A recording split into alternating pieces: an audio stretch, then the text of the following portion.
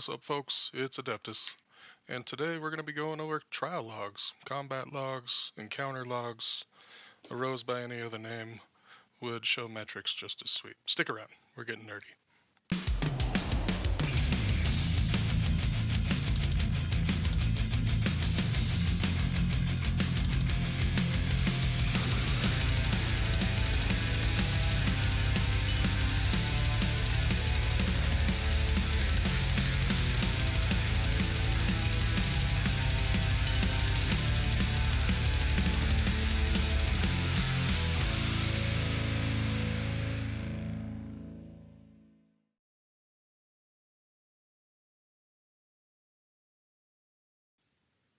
To run logs, all you have to do is get into chat and do /encounter log. And that will start your logs, at which point you could start running your trial, your dungeon, what have you. And at the end of it, you would just give it the same command to stop it. And boom, you got a log. And in the next section, we'll go over how to use it.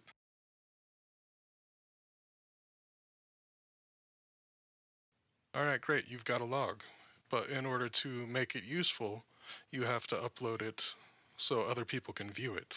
And to do that, you have to go open an account for free at esologs.com. Let's go have a look at that. Okay, here we are, ESO logs. Here you would want to sign up for an account. You would enter your details and all that, go confirm in your email. But since I have an account, I'll just go ahead and log in. And voila. Now that you have an account, you can get the log uploader. And to do that, I just opened a new tab and typed ESO logs uploader. And it will take you to this first link. Click that and just hover on your platform and download it. Once your download has completed, you can double click the executable and install the program. Once the program is installed, I like to just hit the Windows key and type ESO, and it'll pop it up for you. Okay, a few things to note. There are different types of logs. Live logs are good for prog groups or where you're really invested, pull by pull, and you want to get a breakdown of what's going right or what's going wrong. It can be a really helpful diagnostic tool if you upload them live.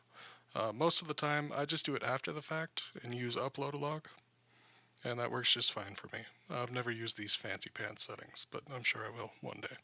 Alright, so this is usually pointed at your user root, and since I'm on Windows, it's in a OneDrive directory under Documents, Elder Scrolls Online, Live, Logs, Encounter.log. And now, 9 times out of 10, this is where it's going to be, and I'm not sure if you can configure it, or even if you should, to be in a different place. Anyway, moving on. Here you can select a guild or personal logs. Now, in order for you to be able to upload to a guild, the guild master or whoever owns the guild on ESO logs needs to grant you a token. And you can then use that token to authenticate and upload as the guild on behalf of the guild. And that can be pretty handy, but most people just send links. You'll see it everywhere. If you get into ESO pretty hardcore, or at least intermediate trial groups, you will see people posting links to logs. Rarely do they ever use the tokenized uploader. So, just worth noting that it is out there if you feel like being formal about it. Anyway, so you can choose personal or guild and North American or European server and public, private, or unlisted. I like to do a lot of my personal parses as private because nobody needs to see that trash. But most of the time, you are going to be posting it publicly so you can share it. If you do not make it public, no one else can view it, period. And lastly, what I like to do is just put the name of whatever I did. So if I was doing like a vet cloud rest, +1, and then I could put like the guild name. Anyway, I try to be descriptive, so it's helpful.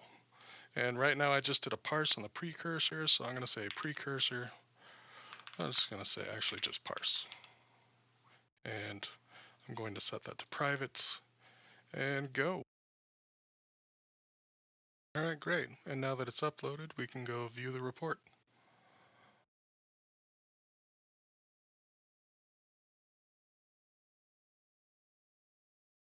Yeah, this is a good opportunity to actually go into how to read logs, but I think we'll go ahead and break that up into another section.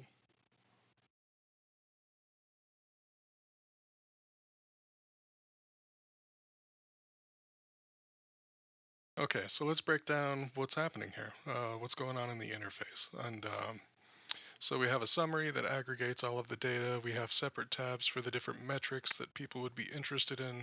And but for right now, I'm just going to focus on DPS. And yeah, we'll just click on this guy here, and we will be able to see that this was recorded over a period of 8 seconds. And these are the different skills that were involved.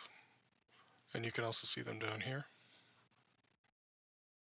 And you can hover over any of these different color codes and see the damage associated with the skill, which is pretty handy.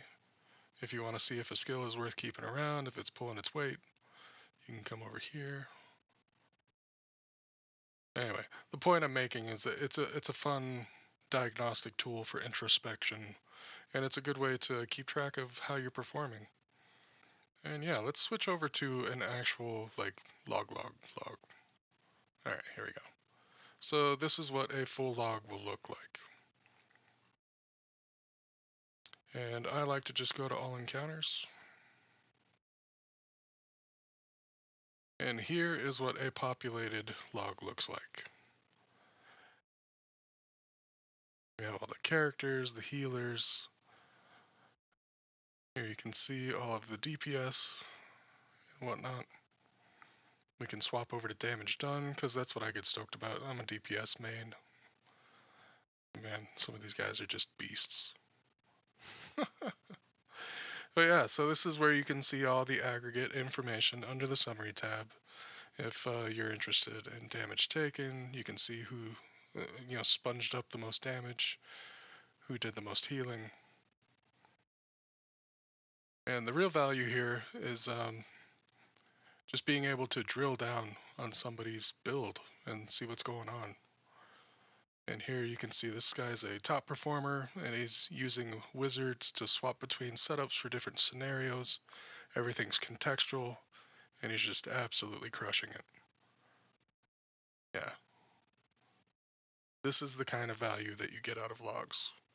Now let's go look at the healer. It's not just about, DPS and all that. Let's see.